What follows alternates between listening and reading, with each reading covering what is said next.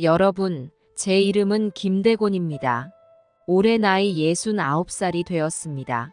제 인생이 어떻게 이렇게 됐는지 지금부터 말씀드리겠습니다. 저는 평범한 삶을 살았습니다. 아내와 함께 40년을 살며 아들 제모와 딸 제이를 키웠죠. 우리 부부는 자식들을 위해 모든 것을 바쳤습니다. 제모가 대학에 갈 때도 제이가 결혼할 때도 우리는 기꺼이 도왔습니다. 그래서 노후 준비는 제대로 하지 못했지만 그땐 그게 중요하지 않았습니다. 자식들이 잘 되는 게 우리의 행복이었으니까요. 아내와 저는 매일 아침 함께 동네 공원을 산책했습니다. 그날도 평소와 다름없이 아내의 손을 잡고 걸었죠. 봄날의 상쾌한 공기를 마시며 우리는 소소한 이야기를 나누고 있었습니다. 여보, 오늘 저녁엔 뭘 해 먹을까? 음, 된장찌개 어때? 오랜만에 먹고 싶네. 그래, 맛있게 끓여줄게. 그때였습니다. 갑자기 아내가 제 손을 놓치더니 그 자리에 쓰러졌습니다.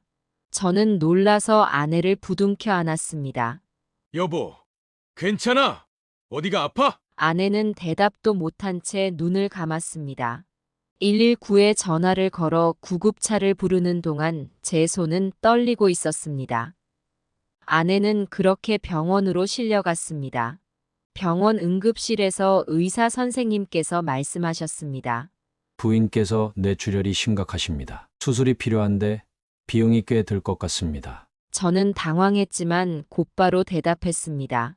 네, 알겠습니다. 어떻게든 하겠습니다. 제발 살려주세요. 그날부터 저의 고난이 시작되었습니다. 수술비를 마련하기 위해 집도 팔고 적금도 해약했습니다. 30년 동안 살아온 집을 떠나야 한다는 생각에 가슴이 아팠지만 아내를 살리는 것이 더 중요했습니다. 하지만 그것만으로는 부족했습니다. 자식들에게 연락했지만 그들도 형편이 어렵다며 큰 도움을 주지 못했습니다. 아버지, 저도 지금 회사에서 힘든 시기라 돈을 보태드리기 어려워요. 제모의 말에 저는 한숨만 쉴 수밖에 없었습니다. 아버지, 저희도 지금 빚이 있어서요. 죄송해요. 제희의 말을 들으며 저는 가슴이 아팠습니다. 제가 평생 자식들을 위해 살아왔는데 정작 제가 도움이 필요할 때는 아무도 없다는 게 너무나 서글펐습니다. 결국 저는 고리대 금업체에서 돈을 빌렸습니다. 이자가 너무 높았지만 그때는 아내를 살리는 게 먼저였습니다. 계약서에 서명할 때 제 손은 떨렸습니다. 이 빚을 어떻게 갚아나갈지, 앞으로의 삶은 어떻게 될지 걱정이 되었지만 그때는 그런 생각을 할 겨를이 없었습니다. 수술은 성공적으로 끝났지만 아내의 상태는 좋지 않았습니다. 의식은 돌아왔지만 반신불수가 되었고 말도 제대로 하지 못했습니다. 병원비는 계속해서 불어났고 저는 점점 더 큰 빚의 수렁에 빠져들었습니다. 매일 병원에 가서 아내의 손을 잡고 이야기를 했습니다. 여보, 힘내. 곧 좋아질 거야. 우리 함께 다시 산책도 가고 된장찌개도 먹자. 하지만 제 말이 아내에게 전해지는지조차 알 수 없었습니다. 그렇게 3개월이 지났습니다. 어느 날 병원에 도착했을 때 의사 선생님께서 저를 찾으셨습니다. 죄송합니다. 부인께서 새벽에 그 말을 듣는 순간 제 다리에 힘이 풀렸습니다. 세상이 무너지는 것 같았습니다. 40년을 함께 한 아내가 제 인생의 전부였던 사람이 이렇게 가버렸다니요. 장례식장에서 저는 아내의 영정 앞에 무릎을 꿇었습니다. 여보, 미안해. 내가 더 잘해주지 못해서. 눈물이 멈추지 않았습니다. 자식들도 왔지만 그들의 표정은 복잡해 보였습니다. 슬픔보다는 걱정이 더 컸던 것 같습니다. 장례를 치르고 나니 저에겐 아무것도 남지 않았습니다. 집도 없고 돈도 없고 이제는 아내마저 없었습니다. 평생 모은 돈으로 자식들 뒷바라지하느라 노후 준비를 제대로 하지 못했던 제 자신이 원망스러웠습니다. 아버지, 이제 어떻게 하실 거예요? 제모가 물었습니다. 저는 대답할 수 없었습니다. 앞으로 어떻게 살아야 할지 막막했기 때문입니다. 아버지, 저희가 뭐라도 도와드려야 할 것 같은데. 제희의 말에 저는 고개를 들었습니다. 하지만 그들의 눈빛에서 진심을 읽을 수 없었습니다. 그저 의무감에서 하는 말 같았습니다. 괜찮다. 아버지가 어떻게든 해볼게. 제 말에 그들은 안도의 한숨을 내쉬는 것 같았습니다. 그렇게 저는 혼자가 되었습니다. 아내와 함께 살던 집을 나와 작은 고시원으로 옮겼습니다. 좁은 방, 공동 화장실, 부엌도 없는 이곳이 이제 제 집이 되었습니다. 벽에 걸린 아내의 사진을 보며 저는 매일 밤 눈물을 흘렸습니다.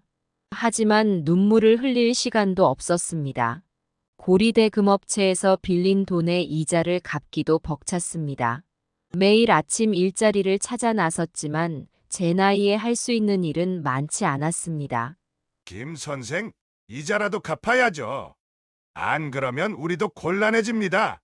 고리대 금업체 직원의 말에 저는 어깨가 떨어졌습니다. 이제 제가 갈 곳은 어디일까요? 무엇을 해야 할까요? 앞으로의 삶이 너무나 두려웠습니다. 밤마다 아내의 꿈을 꿨습니다. 함께 산책하던 그 봄날의 아침으로 돌아가고 싶었습니다. 하지만 현실은 냉혹했습니다. 저는 이제 나이든 호라비일 뿐이었고 빚더미에 앉아 하루하루를 견뎌내야 했습니다. 그렇게 제 인생의 가장 어두운 시기가 시작되었습니다. 고시원에서의 생활이 한 달째 접어들었습니다. 매일 아침 일어나면 아내가 없다는 현실에 가슴이 아팠습니다. 하지만 그보다 더 고통스러운 건 앞으로의 삶에 대한 두려움이었습니다. 여보, 나 어떻게 해야 돼? 벽에 걸린 아내의 사진을 보며 중얼거렸습니다. 그때 핸드폰이 울렸습니다. 고리대금업체였습니다. 김 선생님, 이자 납부일이 다가오고 있습니다. 꼭 길 내에 납부해 주셔야 합니다. 네, 알겠습니다. 꼭 마련해서 갚겠습니다. 전화를 끊고 한숨을 내쉬었습니다. 이대로는 안 되겠다는 생각이 들었습니다. 제모야, 아빠다. 잠깐 만날 수 있을까? 아들에게 전화를 걸었습니다. 제모는 잠시 망설이더니 승낙했습니다. 다음 날, 저는 제모가 다니는 회사 근처 카페에서 그를 만났습니다. 오랜만에 보는 아들의 모습은 피곤해 보였습니다. 아버지, 오랜만이에요. 어떻게 지내세요? 그럭저럭 살고 있다. 너는 어때? 저야 뭐 항상 바쁘게 지내죠. 어색한 침묵이 흘렀습니다. 저는 용기를 내어 말을 꺼냈습니다. 제모야, 사실 아빠가 좀 어려운 상황이야. 혹시 말을 끝맺기도 전에 제모가 말을 잘랐습니다. 아버지, 죄송해요. 제가 지금 회사에서 중요한 프로젝트를 맡고 있어서 정신이 없어요. 돈을 빌려드리고 싶어도 여유가 없어요. 제모의 말에 저는 가슴이 철렁 내려앉았습니다. 하지만 이해하려 노력했습니다. 그래, 아빠도 너 사정 이해한다. 하지만 잠시만이라도 아빠랑 같이 살면 안 될까? 제모의 표정이 굳어졌습니다. 아버지, 저희 집이 좁아서요. 그리고 아이들도 있고 죄송해요. 저는 더 이상 말을 잇지 못했습니다. 아들의 눈빛에서 거부감을 읽었기 때문입니다. 그래, 알겠다. 너무 바쁘게 살지 마라. 건강 챙기고. 카페를 나오는 발걸음이 무거웠습니다. 이제 마지막 희망은 딸 제희뿐이었습니다. 다음 날, 저는 제희의 집을 찾아갔습니다. 초인종을 누르고 기다리는 동안 가슴이 뛰었습니다. 문이 열리고 제희가 나왔습니다. 아버지, 갑자기 웬일이세요? 제이야, 아빠가 좀 어려운 상황이야. 제희는 저를 집 안으로 들였습니다. 하지만 제희의 표정은 밝지 않았습니다. 아버지, 저도 사정이 있어요. 남편과 관계가 좋지 않아서 이혼할 것 같아요. 지금 제가 아버지를 돌볼 여력이 없어요. 제희의 말에 저는 할 말을 잃었습니다. 제 딸의 불행한 소식에 마음이 아팠지만 동시에 제 처지를 생각하니 눈물이 났습니다. 그래. 아빠 이해한다. 너무 힘들어하지 마라. 제희의 집을 나오면서 저는 완전히 절망에 빠졌습니다. 이제 제가 갈 곳은 어디에도 없었습니다. 그날 밤 저는 고시원 방에 앉아 지난 날을 회상했습니다. 아이들이 태어났을 때의 기쁨, 그들이 자랄 때 느꼈던 행복, 그리고 그들을 위해 아내와 함께 모든 것을 바쳤던 시간들. 내가 뭘 잘못했을까? 자문자답을 반복하며 밤을 지새웠습니다. 다음 날 아침 고시원 주인이 찾아왔습니다. 임 선생님, 방세 언제쯤 주실 수 있나요? 죄송합니다. 조금만 더 기다려 주세요. 하지만 주인의 표정은 단호했습니다.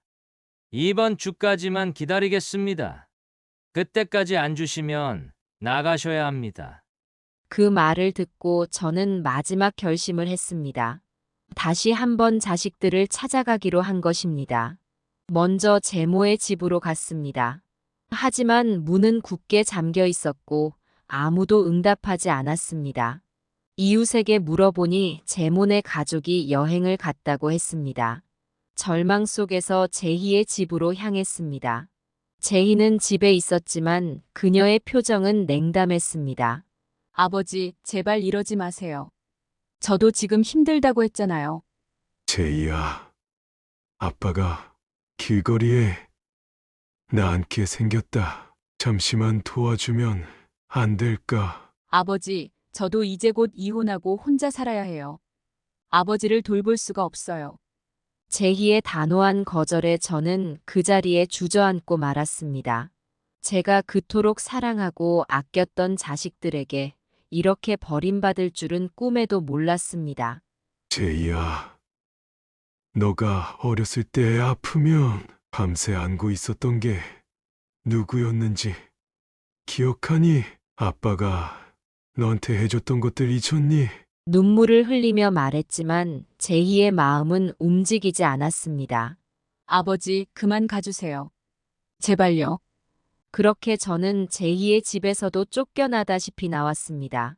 이제 정말로 갈 곳이 없어졌습니다. 비틀거리며 걸어가다 공원 벤치에 앉았습니다. 주머니에는 1,000원짜리 지폐 몇 장이 전부였고 가방에는 옷 몇 벌과 아내의 사진이 전부였습니다. 여보, 내가 어쩌다 이 지경이 됐을까? 아내의 사진을 보며 중얼거렸습니다. 그때 갑자기 하늘에서 비가 내리기 시작했습니다. 하늘도 나를 버리는구나. 우산도 없이 비를 맞으며 저는 그저 앉아 있었습니다. 지나가는 사람들이 저를 이상한 눈으로 쳐다봤지만 신경 쓰지 않았습니다. 비에 흠뻑 젖은 채로 밤을 지새웠습니다. 아침이 되자 배고픔이 몰려왔습니다. 근처 분식집에 들어가 라면 한 그릇을 시켰습니다. 그것이 제게 남은 마지막 돈으로 먹는 식사였습니다. 이제 저는 정말로 길거리에 나앉게 되었습니다. 평생을 성실하게 살아왔고 자식들을 위해 모든 것을 바쳤던 제가 이렇게 될 줄은 꿈에도 몰랐습니다. 그날 이후로 저는 공원 벤치와 지하철역을 전전하며 노숙 생활을 시작했습니다. 처음에는 너무나 부끄럽고 비참했지만 시간이 지나면서 점점 무감각해져 갔습니다. 거리를 떠돌던 어느 날, 한 노숙자가 제게 다가왔습니다. 아저씨, 일자리 찾고 계세요? 힘 좀 쓸 수 있겠어요? 저는 고개를 끄덕였습니다. 네, 일할 수 있습니다. 그럼 제가 아는 곳을 알려드릴게요. 인력 소개소인데, 거기 가면 일당으로 일할 수 있어요. 그의 말에 저는 희망이 생겼습니다. 다음 날 아침 일찍 그가 알려준 인력 소개소로 향했습니다. 도착해보니 이미 많은 사람들이 줄을 서 있었습니다. 대부분 저보다 젊어 보이는 사람들이었죠. 불안한 마음에 주변을 둘러보았지만 제 또래의 사람은 보이지 않았습니다. 어이, 할아버지, 여기서 뭐 하세요? 소개소 직원이 제게 물었습니다. 일하러 왔습니다. 할아버지, 여긴 힘쓰는 일하는 곳이에요. 할아버지 나이엔 무리예요. 그 말에 저는 고개를 숙였습니다. 하지만 포기할 순 없었습니다. 제발 기회를 주세요. 저 아직 일할 수 있습니다. 직원은 한숨을 쉬더니 마지못해 고개를 끄덕였습니다. 알겠어요. 하지만 책임은 본인이 져야 해요. 그렇게 저는 첫 공사장으로 향했습니다. 도착하자마자 반장이 저를 의아한 눈으로 바라봤습니다.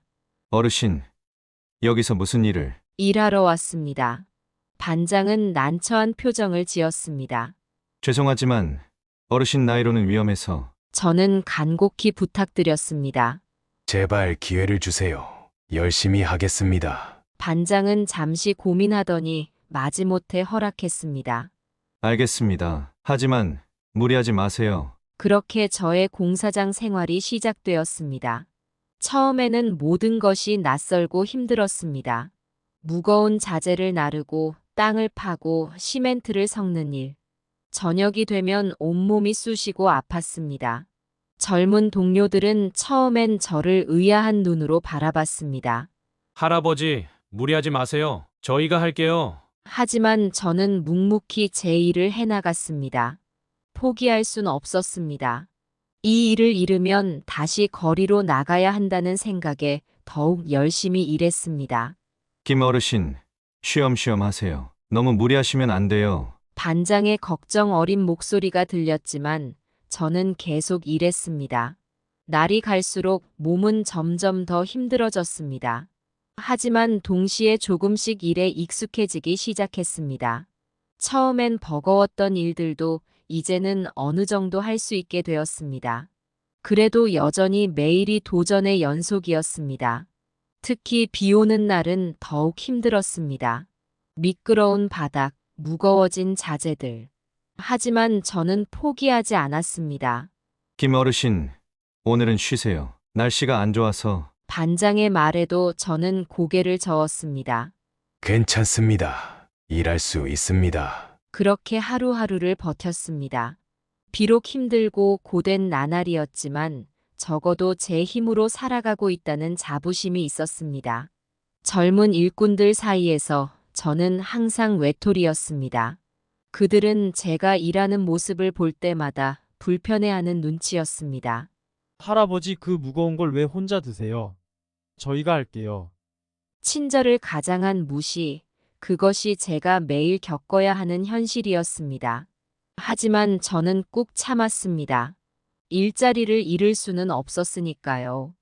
어느 날 한 젊은 일꾼이 저를 보며 큰 소리로 말했습니다. 야, 이 일은 할아버지가 하면 안 돼! 우리가 해야지! 그 말에 저는 화가 났습니다. 하지만 참았습니다. 대신 묵묵히 제 일을 계속했습니다. 점심시간, 저는 혼자 구석에 앉아 도시락을 먹곤 했습니다. 다른 일꾼들은 무리지어 웃고 떠들며 식사를 했지만 저는 늘 혼자였습니다. 할아버지, 여기 앉으세요. 가끔 그렇게 부르는 일꾼도 있었지만 저는 고개를 저었습니다. 그들과 어울리기엔 제가 너무 늙었다고 생각했습니다. 하루하루가 지나면서 저는 점점 더 고립되어 갔습니다. 일은 할 수 있었지만 마음은 점점 더 외로워졌습니다. 그래도 저는 포기하지 않았습니다. 이 일이 제가 살아갈 수 있는 유일한 방법이었으니까요. 돈을 모아 고시원에서 다시 살게 됐어요. 매일 밤 허름한 고시원으로 돌아와 아내의 사진을 보며 중얼거렸습니다. 여보, 보고 있지? 내가 이렇게 열심히 살고 있어. 비록 지금은 힘들고 고된 나날이지만 언젠가는 이 시간들이 제게 큰 힘이 되리라 믿었습니다. 이 경험들이 쌓여 제 인생의 밑거름이 될 거라고 생각했습니다. 그렇게 저는 하루하루를 버텨냈습니다. 나이 많은 저를 무시하는 젊은 일꾼들 사이에서 고된 노동을 하며 하루하루를 살아갔습니다. 날이 갈수록 공사장 일은 더욱 힘들어졌습니다. 나이 든 제게는 매일이 버거운 도전이었습니다. 하지만 그나마 일거리가 있다는 것에 감사했습니다. 김 어르신, 오늘은 여기 현장에서 일하세요. 매일 아침 반장의 지시에 따라 이 현장 저 현장을 옮겨 다녔습니다. 한 곳에 정착하지 못하고 이리저리 떠도는 신세가 되었습니다. 어르신, 오늘부터 이틀간은 일거리가 없어요. 죄송합니다. 그런 말을 들을 때면 가슴이 철렁 내려앉았습니다. 일당으로 겨우 끼니를 해결하는 제게 하루라도 일을 못하면 당장 굶어야 했습니다. 추운 겨울이 찾아왔습니다. 바람이 뼛속까지 파고드는 날, 저는 공사장 한편에서 몸을 웅크리고 있었습니다. 김 어르신, 춥지 않으세요? 저기 난로 있는데 가서 좀 쉬세요. 젊은 동료의 말에 고개를 저었습니다. 괜찮아. 넌 일해라. 나는 좀 이따 움직일 거야. 사실 몸은 얼어붙는 것 같았지만 쉴 수는 없었습니다. 쉬는 모습을 보이면 나약해 보일까 두려웠습니다. 그날 밤 차가운 바람에 온몸이 떨렸습니다. 주머니를 뒤졌지만 대부분을 고리대 금업체에 입금하고 남은 1,000원 지폐 몇 장이 전부였습니다. 이대로는 안 되겠구나. 그날부터 저는 퇴근 후 폐지를 줍기 시작했습니다. 한 장이라도 더 모아 돈을 벌어야 했습니다. 어르신 이 시간에 뭐 하세요? 지나가던 사람들이 가끔 물었습니다. 아, 그냥 운동 삼아 산책하는 거예요. 부끄러워 사실을 말할 수 없었습니다. 며칠 후 겨우 모은 폐지를 팔아번 돈으로 찜질방을 찾았습니다. 아, 따뜻하다. 찜질방 온돌에 누우니 그간의 피로가 풀리는 것 같았습니다. 하지만 동시에 눈물이 났습니다. 이렇게 사는 게 맞는 걸까 하는 의문이 들었습니다. 다음 날 아침 몸은 좀 나아졌지만 마음은 더욱 무거워졌습니다. 다시 추운 현실로 돌아가야 한다는 생각에 발걸음이 떨어지지 않았습니다. 공사장에 도착하니 반장이 저를 불렀습니다. 김 어르신, 오늘은 저기 높은 곳에 올라가서 일해야 해요. 괜찮으시겠어요? 저는 망설였습니다. 높은 곳은 위험했고 제 나이에 그런 일을 하기엔 무리였습니다. 하지만 거절할 수는 없었습니다. 네, 할 수 있습니다. 조심스럽게 사다리를 타고 올라갔습니다. 높은 곳에서 바라본 풍경이 아찔했습니다. 하지만 일에 집중하려 노력했습니다. 그때였습니다. 갑자기 어지러움이 몰려왔고 순간 발을 헛디뎠습니다. 조심하세요. 누군가의 외침이 들렸지만 이미 늦었습니다. 저는 그대로 아래로 떨어졌습니다. 바닥에 떨어진 순간 왼쪽 다리에 극심한 통증이 느껴졌습니다. 주변 사람들이 황급히 달려왔습니다. 어르신, 괜찮으세요? 빨리 119 불러요. 정신이 흐릿해지는 가운데 구급차 소리가 들렸습니다. 병원에 도착해서야 정신을 차렸습니다. 의사가 다가와 상태를 설명했습니다. 다행히 큰 골절은 없습니다. 하지만 인대가 늘어나고 타박상이 심해서 당분간 움직이기 힘들 거예요. 그 말에 저는 가슴이 덜컥 내려앉았습니다. 일을 못한다는 건 곧 생계가 끊긴다는 뜻이었습니다. 퇴원하시려면 치료비를 내셔야 합니다. 간호사의 말에 저는 난감해졌습니다. 주머니에는 1,000원 지폐 몇 장이 전부였으니까요. 혹시 나중에 갚을 수 있을까요? 간호사는 난처한 표정을 지었습니다. 죄송합니다만 그건 어려울 것 같아요. 결국 저는 제대로 된 치료도 받지 못한 채 병원을 나왔습니다. 다리는 여전히 아팠지만 그것보다 마음이 더 아팠습니다. 그날 이후로 저의 생활은 더욱 힘들어졌습니다. 다친 다리 때문에 공사장 일은 할 수 없었고 그나마 하던 폐지 줍는 일도 제대로 하지 못했습니다. 김 어르신, 많이 좋아지셨어요? 언제쯤 일하러 오실 수 있을까요? 가끔 반장에게서 전화가 왔지만 저는 대답할 수 없었습니다. 언제 다시 일할 수 있을지 아니 다시 일할 수는 있을지조차 확신할 수 없었습니다. 날이 갈수록 생활은 더욱 궁핍해졌습니다. 고시원비를 내지 못해 쫓겨날 위기에 처했고 끼니를 거르는 일도 잦아졌습니다. 김 씨, 이번 달 고시원비는 언제쯤 주실 수 있나요? 주인의 재촉에 저는 고개를 숙일 수밖에 없었습니다. 죄송합니다. 조금만 더 기다려 주세요. 하지만 언제까지 기다려달라고 할 수 있을까요? 저 자신도 앞날이 보이지 않았습니다. 결국 저는 또다시 추운 겨울밤에 거리를 헤매게 되었습니다. 다친 다리를 절뚝거리며 폐지를 주워 겨우 끼니를 해결했습니다. 그나마 폐지를 팔아번 돈으로 가끔 찜질방에서 하룻밤을 보내는 것이 유일한 위안이었습니다. 찜질방 온돌에 누우면 잠시나마 현실을 잊을 수 있었습니다. 하지만 그것도 잠시, 다음 날이면 다시 추운 현실로 돌아가야 했습니다.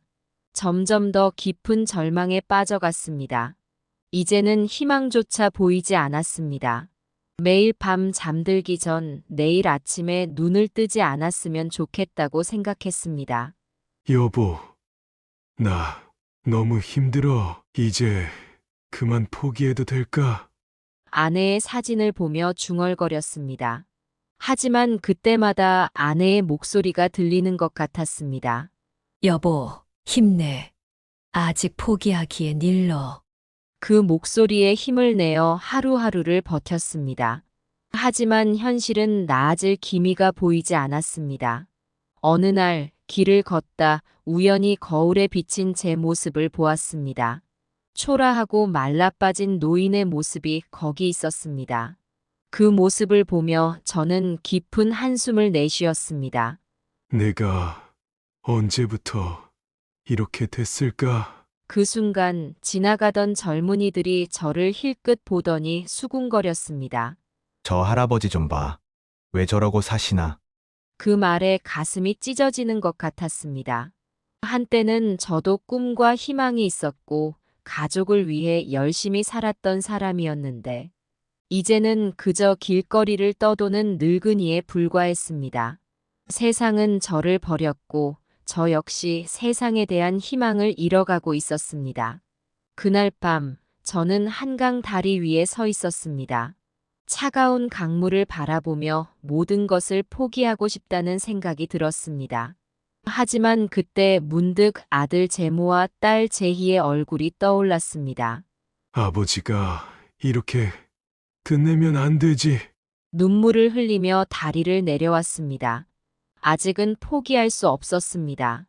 비록 지금은 절망 속에 있지만 언젠가는 다시 일어설 수 있을 거라는 작은 희망을 붙잡았습니다. 그렇게 저는 또 하루를 버텼습니다. 내일은 어떻게 될지 모르지만 오늘 하루만큼은 살아내기로 했습니다. 비록 깊은 절망 속에 있지만 그 속에서도 희망의 끈을 놓지 않으려 했습니다. 저는 공사장으로 향했습니다. 다리는 여전히 아팠지만 일을 하지 않으면 당장 굶어야 했기에 아픔을 참았습니다. 김 어르신, 오늘은 괜찮으세요? 무리하지 마세요. 반장의 걱정 어린 목소리가 들렸지만 저는 괜찮다고 대답했습니다. 네, 걱정 마세요. 일할 수 있습니다. 하지만 마음과 달리 몸은 한계에 다다르고 있었습니다.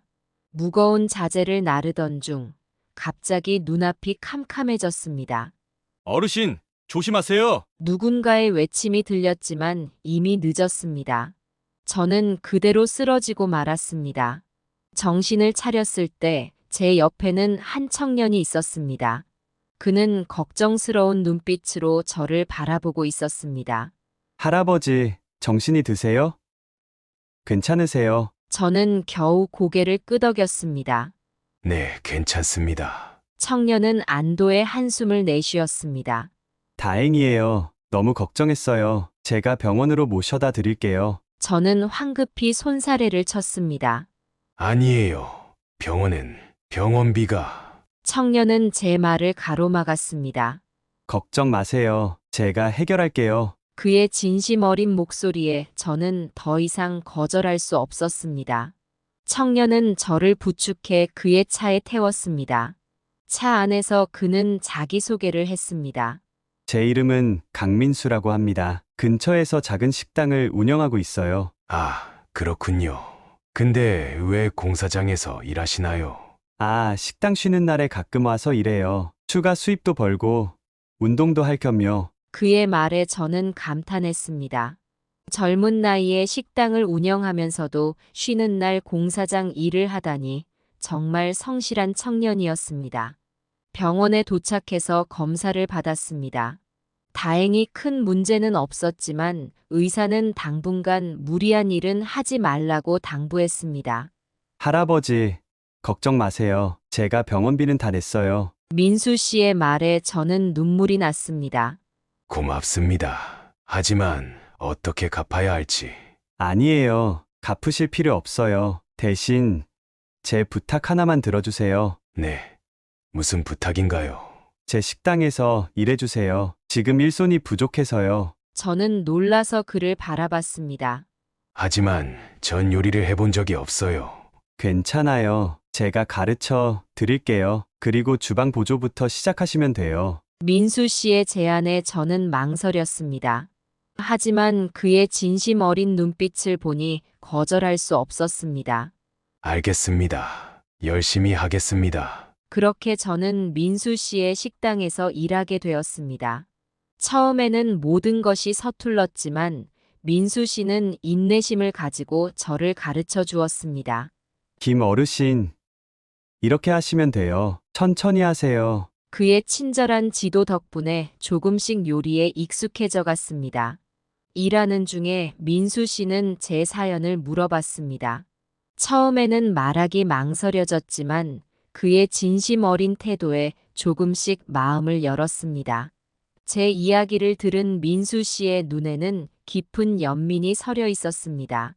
정말 힘드셨겠어요. 하지만 이제 걱정 마세요. 제가 옆에서 도와드릴게요. 그의 말에 저는 또다시 눈물이 났습니다. 오랜만에 누군가가 저를 진심으로 걱정해 주는 것 같았습니다. 일하는 동안 민수 씨에 대해 더 알게 되었습니다. 그는 어려서부터 요리에 관심이 많았고 대학을 졸업한 후 바로 식당을 열었다고 했습니다. 처음에는 정말 힘들었어요. 하지만 포기하지 않고 열심히 했더니 지금은 어느 정도 자리를 잡았죠. 그의 이야기를 들으며 저는 젊은 시절의 제 모습을 떠올렸습니다. 저도 한때는 그렇게 열정적이고 성실했었는데.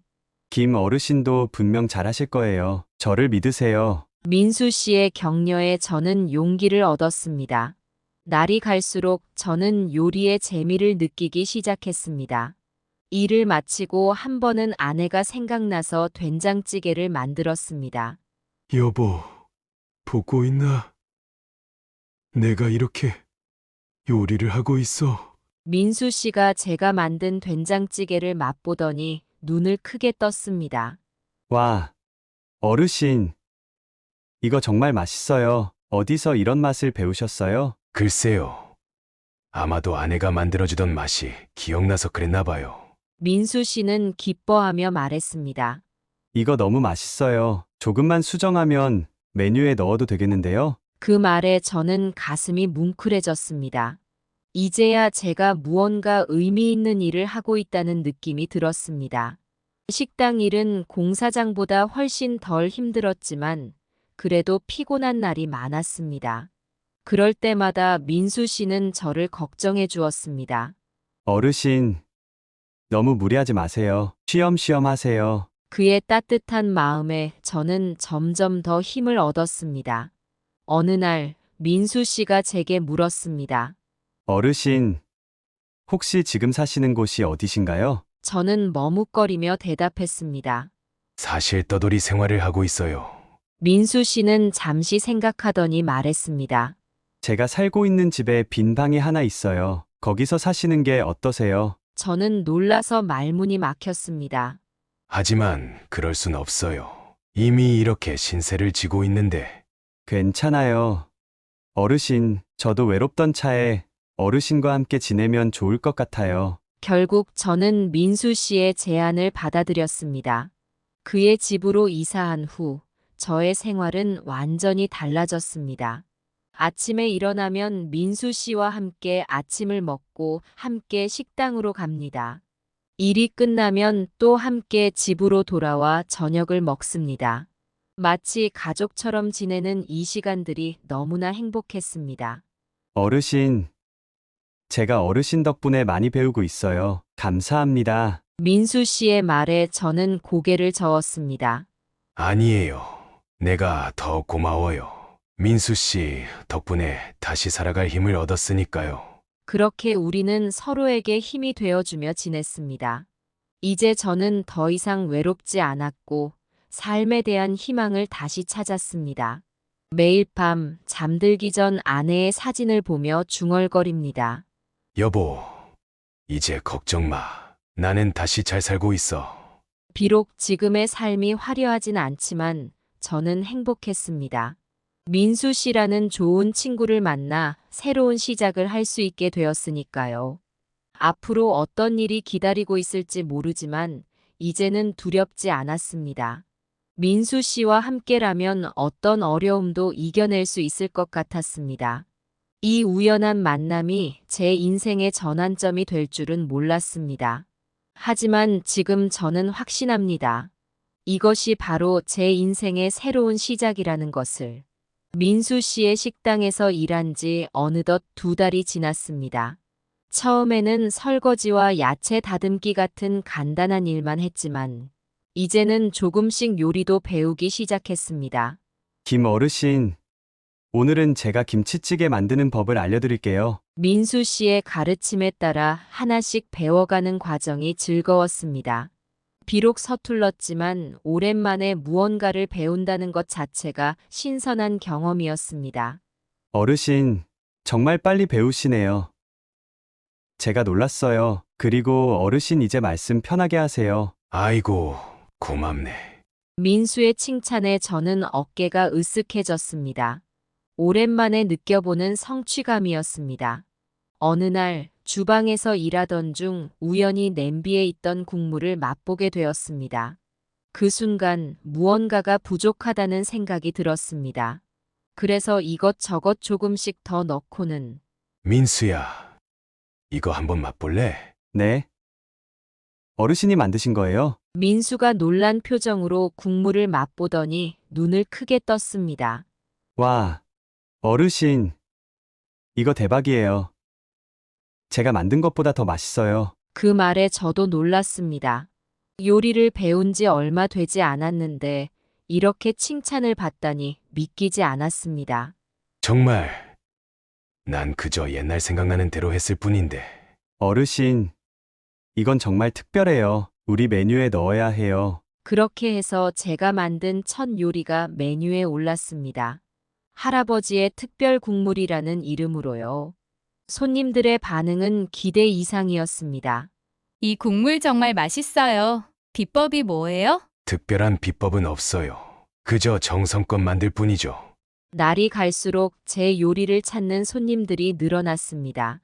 특히 나이 드신 분들이 제 요리를 맛보고 눈시울을 붉히는 모습을 보면 가슴이 뭉클해졌습니다. 할아버지, 이 맛이 바로 제가 그리워하던 어머니의 맛이에요. 그런 말을 들을 때마다 저는 더욱 열심히 요리했습니다. 이제 요리는 단순한 일이 아닌 제 삶의 새로운 의미가 되어갔습니다. 민수도 제 요리 실력의 발전을 눈여겨보고 있었습니다. 어르신, 정말 대단하세요. 이렇게 빨리 실력이 늘 줄이야. 다 너가 잘 가르쳐줘서 그래. 아니에요. 어르신의 타고난 감각이에요. 민수의 격려 덕분에 저는 더 다양한 요리에 도전하게 되었습니다. 된장찌개, 갈비찜 등 제가 만든 요리들이 하나둘 메뉴에 추가되었습니다. 어느 날 한 음식 평론가가 우리 식당을 찾아왔습니다. 그는 제 요리를 맛보더니 감탄했습니다. 이런 맛은 처음입니다. 오랜 세월의 경험이 느껴지는 깊은 맛이에요. 그의 칭찬에 저는 겸손히 고개를 숙였습니다. 과찬이십니다. 그저 성의껏 만들었을 뿐입니다. 그 평론가의 리뷰가 나간 후 식당은 더욱 바빠졌습니다. 멀리서 찾아오는 손님들도 생겼고 지역 신문에서 인터뷰 요청도 왔습니다. 김어르신, 어떻게 이렇게 맛있는 요리를 하실 수 있나요? 특별한 비결은 없습니다. 그저 매 순간 정성을 다할 뿐이죠. 인터뷰 기사가 나간 후 식당을 찾는 손님들이 더욱 늘어났습니다. 이제는 예약을 하지 않으면 자리를 잡기 어려울 정도였습니다. 바빠진 식당 일로 피곤할 법도 했지만 저는 오히려 더 힘이 났습니다. 매일 아침 일어나면 어떤 요리를 할지 생각하는 것이 즐거웠습니다. 여보, 오늘은 내가 무슨 요리를 하면 좋을까? 아내의 사진을 보며 중얼거리는 것이 일과가 되었습니다. 민수는 제 변화를 흐뭇하게 지켜보고 있었습니다.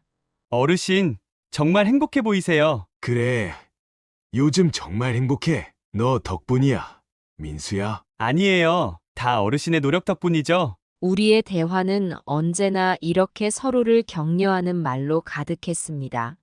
어느 날 민수가 저를 따로 불렀습니다. 어르신, 드릴 말씀이 있어요. 응, 뭔데? 사실 제가 어르신께 요리 기술을 더 배워 식당을 함께 운영하고 싶어요. 그 말에 저는 깜짝 놀랐습니다. 나와 함께 운영하자고. 하지만 난 그저 늙은 할아버지일 뿐인데. 민수는 고개를 저었습니다. 아니에요. 어르신은 이미 이 식당의 중요한 일부가 되셨어요. 어르신의 경험과 지혜가 있어야 이 식당이 더 발전할 수 있을 거예요. 저는 잠시 생각에 잠겼습니다. 이런 제안을 받을 거라고는 꿈에도 생각하지 못했습니다. 정말 이 늙은이와 함께 하고 싶은 거야? 네. 어르신, 제 진심이에요. 민수의 진지한 눈빛을 보며 저는 결심했습니다. 알겠어. 민수야, 함께 해보자고. 그렇게 저는 식당의 공동 운영자가 되었습니다. 이제는 단순히 요리만 하는 것이 아니라 식당 운영 전반에 참여하게 되었습니다. 어르신, 이번에 새로운 메뉴를 개발해보는 건 어떨까요? 그래, 좋은 생각이야. 옛날 시골에서 먹던 음식들을 현대적으로 재해석해보는 건 어떨까? 이렇게 새로운 아이디어를 나누고 실천하는 과정이 즐거웠습니다. 식당은 점점 더 발전해갔고 저의 인생도 새로운 국면을 맞이했습니다.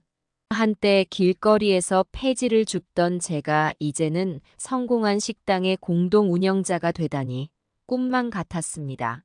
매일 밤 잠들기 전 아내의 사진을 보며 중얼거립니다. 여보, 보고 있어. 내가 이렇게 멋진 일을 하고 있어. 비록 늦은 나이에 찾아온 새로운 시작이지만 저는 지금 너무나 행복합니다. 이제 제 인생에 새로운 의미가 생겼고 매일 아침 설레는 마음으로 일어납니다. 앞으로 어떤 일들이 기다리고 있을지 모르지만 이제는 두렵지 않습니다. 민수와 함께라면, 그리고 제가 사랑하는 이 일이 있다면 어떤 어려움도 이겨낼 수 있을 것 같습니다. 이것이 바로 제 인생의 새로운 시작입니다. 그리고 저는 이 시작이 멋진 이야기의 서막이 되리라 믿습니다. 민수와 함께 식당을 운영한 지 어느덧 1년이 지났습니다. 그동안 우리 식당은 놀라운 성장을 이뤘습니다. 제 요리 실력이 입소문을 타면서 손님들의 발길이 끊이지 않았습니다. 할아버지, 오늘도 맛있는 요리 감사합니다. 네, 늘 감사합니다. 더 맛있는 요리로 보답하겠습니다. 이런 대화를 나눌 때마다 가슴이 뿌듯했습니다. 어느 날 지역 신문사에서 우리 식당을 취재하러 왔습니다. 기자는 제 인생 이야기에 큰 관심을 보였습니다. 김 선생님, 이렇게 대단한 요리 실력을 어떻게 갖추게 되셨나요? 저는 잠시 생각에 잠겼다가 대답했습니다. 사실 저는 요리를 배운 적이 없습니다. 그저 제 인생의 경험과 아내에 대한 그리움을 요리에 담았을 뿐이죠. 기자는 제 말을 열심히 받아 적었습니다. 정말 감동적인 이야기입니다. 김 선생님의 인생 역정을 자세히 들려주시겠어요? 저는 처음으로 제 과거를 낯선 이에게 털어놓았습니다. 아내의 죽음, 자식들의 외면, 거리 생활, 그리고 민수 씨와의 만남까지.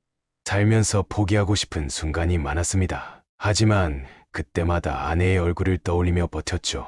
인터뷰가 끝난 후 기자는 눈시울을 붉히며 말했습니다. 정말 감사합니다. 김 선생님의 이야기가 많은 사람들에게 힘이 될 거예요. 며칠 후 신문에 제 이야기가 크게 실렸습니다. 폐지 줍던 할아버지, 이제는 맛의 대가로라는 제목의 기사였습니다. 그 기사를 본 민수 씨는 기뻐하며 말했습니다. 어르신 대단하세요. 이제 정말 유명해지셨어요. 저는 쑥스러워하며 대답했습니다. 다 너 덕분이야, 민수야. 하지만 이것은 시작에 불과했습니다. 그 기사를 본 한 방송국 PD가 우리 식당을 찾아왔습니다.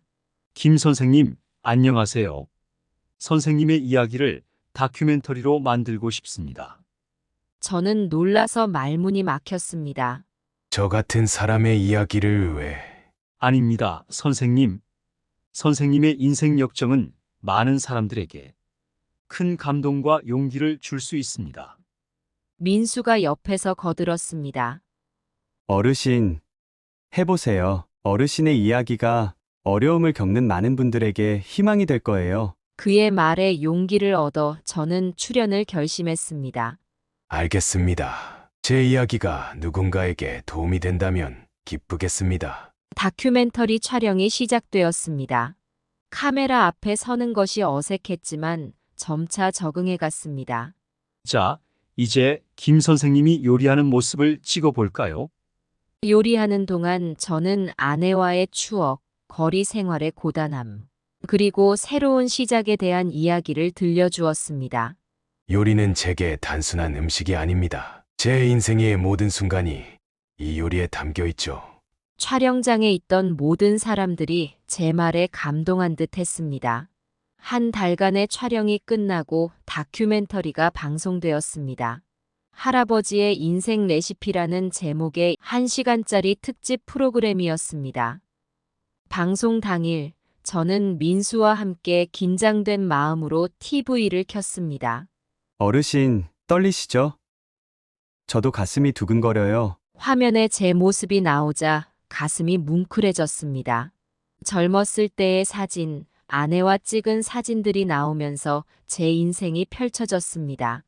여보, 지금 내가 TV에 나오고 있어. 믿어져? 아내의 사진을 보며 중얼거렸습니다. 프로그램이 끝나자마자 전화가 울렸습니다. 처음 듣는 목소리였습니다. 김대곤 선생님 맞으신가요? 방송 잘 봤습니다. 정말 감동적이었어요. 그 뒤로 계속해서 전화가 왔습니다. 어떤 분은 울면서 말씀하셨습니다. 선생님, 저도 비슷한 처지였는데 선생님 이야기를 듣고 용기를 얻었습니다. 민수가 기쁜 목소리로 말했습니다. 어르신, 이제 전국적으로 유명해지셨어요. 다음 날 식당은 미어터졌습니다. 전국 각지에서 손님들이 몰려왔습니다. 할아버지, 사진 한 장만 찍어주세요. 할아버지의 요리를 꼭 먹어보고 싶었어요. 손님들의 반응에 저는 어찌할 바를 몰랐습니다. 그중 한 손님이 다가와 말했습니다. 선생님, 저는 서울에서 왔습니다. 어제 방송을 보고 밤새 달려왔어요. 선생님의 이야기에 큰 감동을 받았습니다. 그 말에 저는 눈시울이 붉어졌습니다.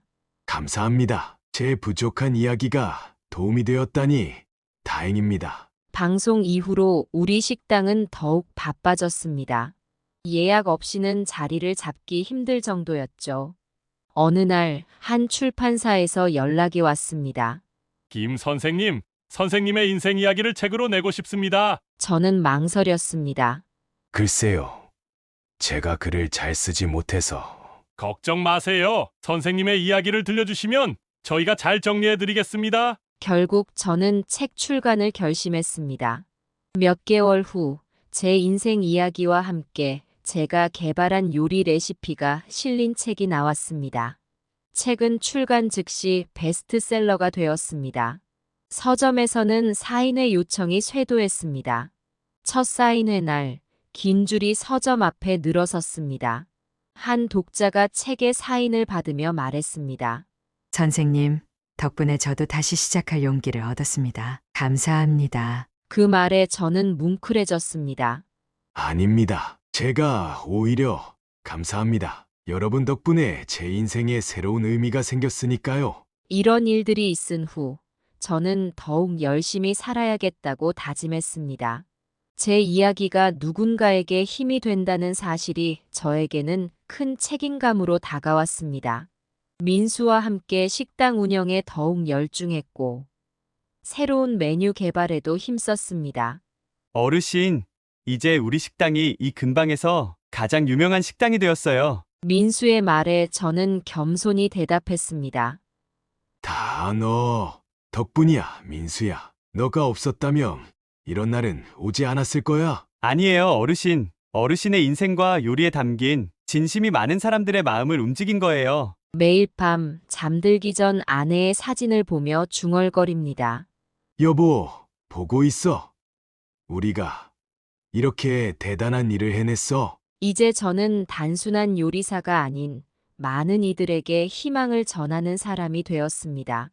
제 인생의 굴곡진 여정이 오히려 많은 사람들에게 위로와 용기를 주는 이야기가 되었다는 사실이 놀랍고 감사했습니다. 앞으로 어떤 일들이 펼쳐질지 모르지만 저는 이제 두렵지 않습니다. 제 인생의 모든 순간들이 의미 있었다는 것을 깨달았기 때문입니다. 이것이 바로 제 인생의 새로운 장입니다. 그리고 저는 이 새로운 장이 더 많은 사람들에게 희망을 전하는 이야기가 되기를 소망합니다.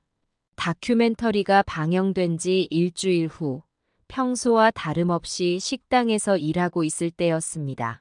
민수가 조심스럽게 다가와 말했습니다. 어르신, 손님이 오셨어요. 아드님이신 것 같아요. 그 말에 저는 순간 굳어버렸습니다. 오랫동안 못 봤던 아들 제모의 얼굴이 떠올랐습니다. 괜찮으세요?